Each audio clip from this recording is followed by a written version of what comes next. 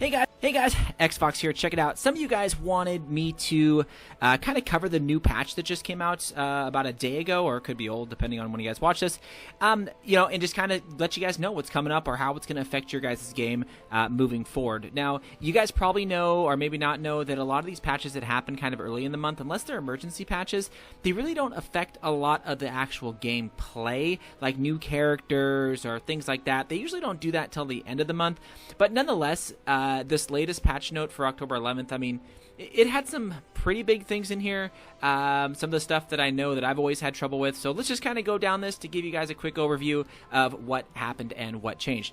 So the biggest thing here, of course, it's Halloween. You know they're going to have the Halloween event as well as new costumes. So there's 8 new costumes for its batch release. I assume they're going to do smaller mic releases all throughout this month, so probably maybe 4 more. So maybe 30 or maybe 25 characters are going to have Halloween costumes. So that is going to be cool. So you see, 8 new costumes got added. Yeah, I assume they're going to have at least 2 more, or at least one 8 set a week. So it kind of gives the same bonus, 2 XP, or 2x extra XP, of course, as 1% gold. Not too bad. I mean, 8% extra XP, if everybody has a costume. Yeah, I don't know. Not too crazy for me.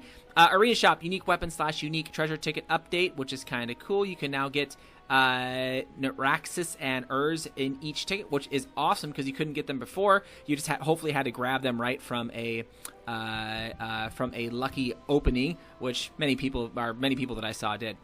We do have this special event. This is very similar to last year's event, and very similar to like the other events where you can go to May, and then you could go inside her the little shop thing there, and of course you're gonna have an option below it where you can fight the different bosses and have the different tiers.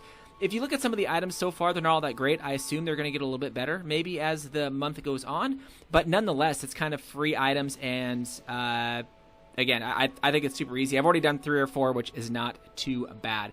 So again, the Halloween event, very similar to last year.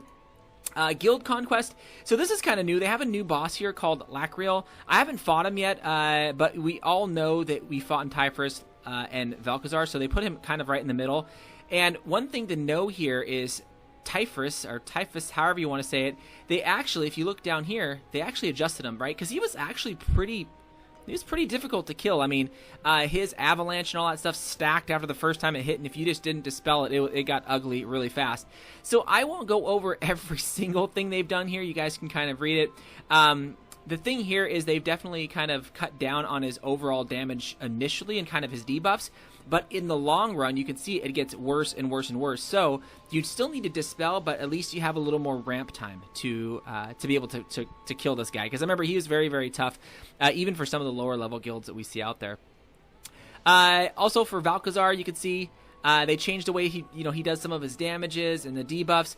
I fought him a few times since then, and he's actually it's not that bad. So I haven't fought him on a hard mode yet, but still he's not too bad. And you guys again can see all the stuff here that they've done. Again, nothing crazy that's going to change the game.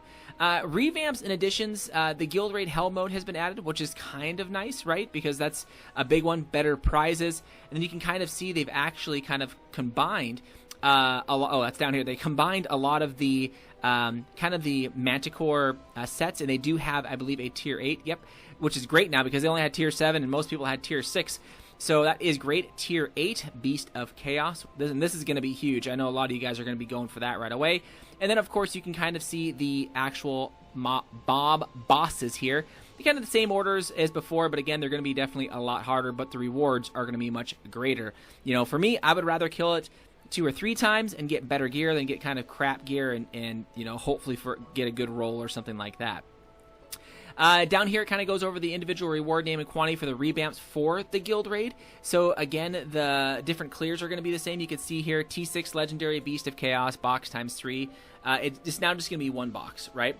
Which is going to, or it's going to be it's going to be 3 boxes with 1 each instead of 1 box with 3. So I don't know, kind of cool. Maybe in the future you're gonna be able to combine those into like a 10 T6 boxes, give you 1 T8 box. I don't know.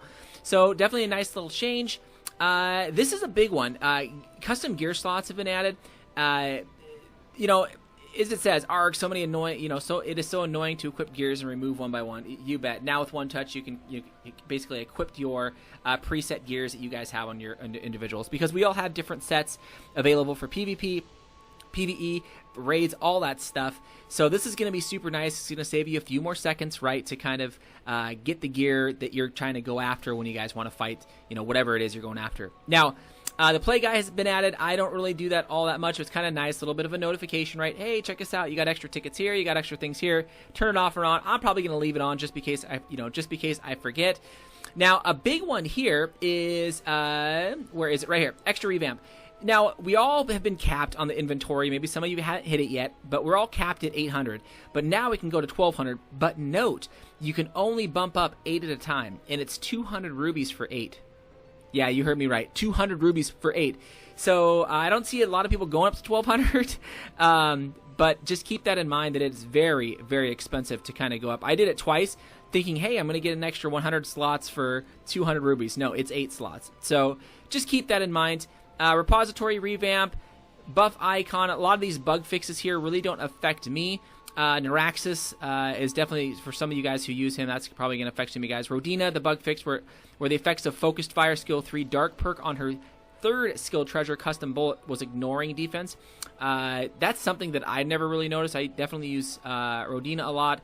And then, of course, everybody else I didn't quite use all that much. But nonetheless, those are the big ones. This might have affected you. The Dragon Raid single hard mode, the auto mode wouldn't work sometimes. So that's been kind of pending for a while, especially if you didn't update, because you had a kind of quick fix they can do, but it was kind of playable without it.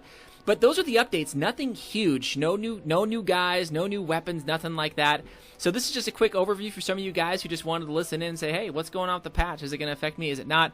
Not going to affect me all that much, but I will be doing, of course, the Halloween event to get some extra gears. Make sure you guys do that and keep spending your time getting those and doing all your dailies to make sure you guys rack up pretty quick. So there you go, guys. Let me know what you think. Thanks again.